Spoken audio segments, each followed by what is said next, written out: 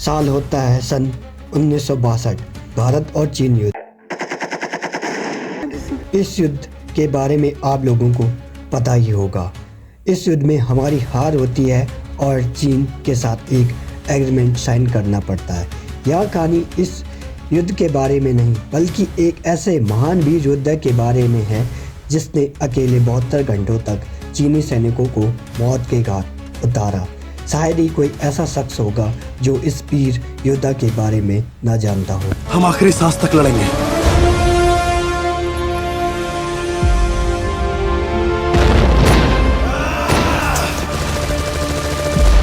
नमस्कार दोस्तों, मैं हूं प्रभात। आज के इस वीडियो में मैं एक महावीर नायक की कहानी बताने जा रहा हूं, जिस महावीर योद्धा ने 72 घंटों तक भूख प्यास सहकर न केवल चीनी सैनिकों को रोका बल्कि 300 से अधिक चीनी सैनिकों को मौत के घाट उतारा। 19 अगस्त 1941 को उत्तराखंड के पौड़ी गढ़वाल जिले में जन्म होता है उस महान वीर योद्धा का, जिसका नाम होता है जसवंत सिंह रावत। पिता का नाम गुमान सिंह रावत। जसवंत सिंह रावत के अंदर देश प्रेम कूट कूट कर भरा था कि वो बचपन से ही देश के लिए कुछ पढ़ा करना चाहते थे।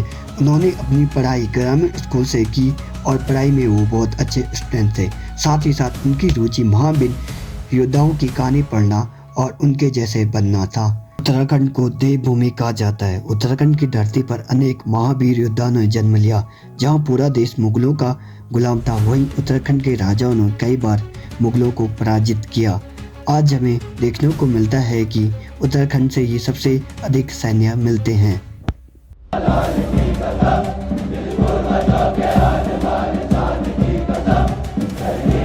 उत्तराखंड को वीरों की धरती कहा जाता है। उन्हीं वीरों में से एक महावीर थे जसवंत सिंह रावत। जब जसवंत सिंह रावत 17 वर्ष की उम्र के थे तो वह उस समय सेना में भर्ती होना चाहते थे।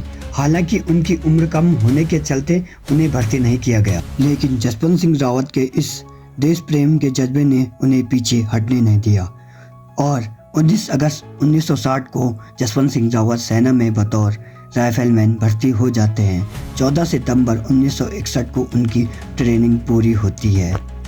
अब बात करते हैं हम इंडिया और चाइना युद्ध की। 1950 से पहले इंडिया और चाइना आपस में कोई सीमा डिस्ट्रीब्यूट नहीं करते थे, लेकिन चाइना ने तिब्बत पर कब्जा किया। 1949 में तिब्बत के 14वें दाई लामा यानी तिब्बत के पीएम को जान बचाकर इंडिया में शरण लेना पड़ा। Dalai Lama, believed by millions to be the living Buddha, denied red claims that he was. चीन की नापाक हरकतें तिब्बत तक रुकने वाली कहाँ थी। चीन ने भारत के लद्दाख और अरुणाचल प्रदेश को अपने देश का हिस्सा बताया। चीन ने अक्साई चीन क्षेत्र में एक सड़क का निर्माण किया ताकि वो भारत से युद्ध के लिए तैयार हो सके, लेकिन भारत इस युद्ध के लिए तैयार नहीं था। चीन ने लद्दाख और अरुणाचल प्रदेश में हमला कर दिया।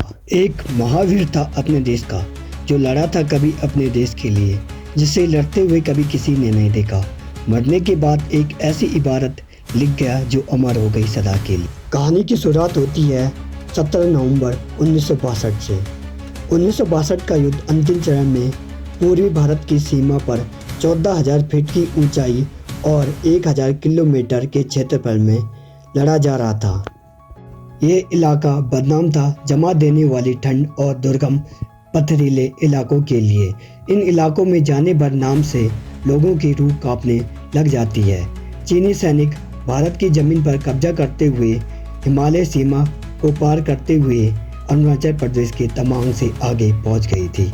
भारतीय सैनिकों ने उनका डटकर मुकाबला किया। युद्ध में 9 पंजाब रेजिमेंट और 9 गोरखा राइफल के सभी जवान शहीद हो गए। इसके बाद 17 नवंबर को 4th गढ़वाल राइफल को मोर्चा संभालने का आदेश मिला। चीनी सैनिकों से भारतीय थल सेना की गढ़वाल राइफल की बटालियन ने लोहा लिया। ये बटालियन बहुत समय तक चीनी सैनिकों का मुकाबला नहीं कर सकती थी। अनेकों जवान वीर गति को प्राप्त हो गए। बचे हुए सैनिकों को ब्रिगेडियर होशियार सिंह ने पीछे हटने का आदेश दिया और 14 मील दूर सिल्ला पहाड़ी पर पहुंचने को कहा। जसवंत सिंह रावत ने आदेश मानने से इनकार कर दिया। उन्होंने कहा, जब तक जान रहेगी तब तक आखिरी सांस तक मैं पोस्ट नहीं छोड़ूंगा। मैं पोस्ट नहीं छोड़ूंगा साहब। 21 साल के नौजवान सैनिक लंस नायक त्रिलोक सिंह नेगी और गोपाल गोसाई के साथ युद्ध लड़ते रहे। भारतीय सेना हथियारों की कमी से जूझ रही थी। जसवंत सिंह रावत और उनके 2 साथियों ने चीनी सेना के बंकर से मशीन गन के हमले होते देख लिया था। यह देख तीनों बंकर के पास पहुंचे और हैंड ग्रेनेड फेंककर चीनी सैनिकों को मार गिराया। उनकी ही मशीन गन छीन कर लाए और चीनी फौजियों के बढ़ते हुए कदमों को रोक दिया। इस गोलाबारी में त्रिलोक सिंह और गोपाल गोसाई शहीद हो गए। जसवंत सिंह रावत ने हार नहीं मानी।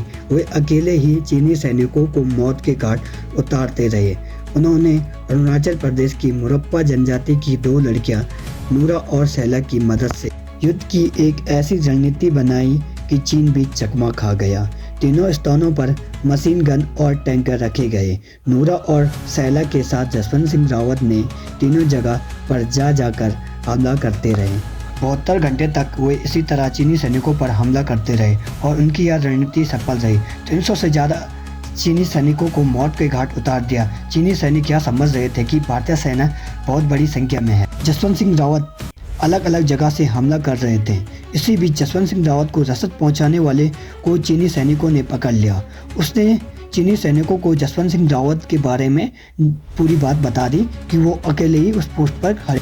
इसके बाद चीनी सैनिकों ने 17 नवंबर 1962 को चारों तरफ से जसवंत सिंह रावत को घेरा डालकर हमला कर दिया। इस हमले में सैला तो मारी गई, लेकिन नूरा को चीनी सैनिकों ने जिंदा पकड़ लिया। जब जसवंत सिंह रावत को एहसास हो गया कि उन्हें पकड़ लिया जाएगा तो उन्होंने युद्धबंदी से बचने के लिए खुद को ही गोली मार दी। सैला की याद में एक दर्रे का नाम सैला पास रख दिया गया। कुछ लोग ये भी मानते हैं कि चीनी सेना जसवंत सिंह रावत का सर को काट कर ले गए थे।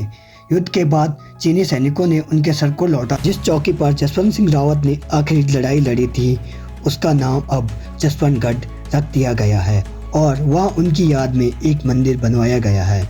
मंदिर में उनसे जुड़ी चीज़ों को आज भी सुरक्षित रखा गया। 5 सैनिकों को उनके कमरे की देखभाल के लिए तैनात किया गया है। ये सैनिक रात को उनका बिस्तर लगाते हैं, वर्दी को प्रेस करते हैं और जूतों को पॉलिश किया जाता है। के लिए सुबह 4 बजे चाय और 9 बजे नाश्ता और शाम के 7 बजे खाना कमरे में रख दिया जाता है। कहा जाता है कि भारत की पूर्वी सीमा की सुरक्षा या शहीद सूरवीर योद्धा आज भी मुस्तैदी से कर रहा है। आज भी उस महावीर की मौजूदगी का एहसास भारतीय सैनिकों को हर मुश्किल समय में होता है। भारतीय सीमा के यह महावीर अब राइफलमैन से मेजर जनरल बन गया है। दुनिया में अपनी तरह का यह महावीर पहला ऐसा सैनिक है जिसे शहीद होने के बावजूद प्रमोशन दिया जाता है। उनको बाकायदा छुट्टी मिलने पर उनकी तस्वीर को गांव भेज दिया जाता है। जसवंत सिंह रावत के शौर्य और साहस के लिए भारत सरकार ने उन्हें मरणोपरांत जसवंत सिंह रावत को महावीर चक्र और त्रिलोक सिंह गोपाल गोसाई को वीर चक्र से सम्मानित किया।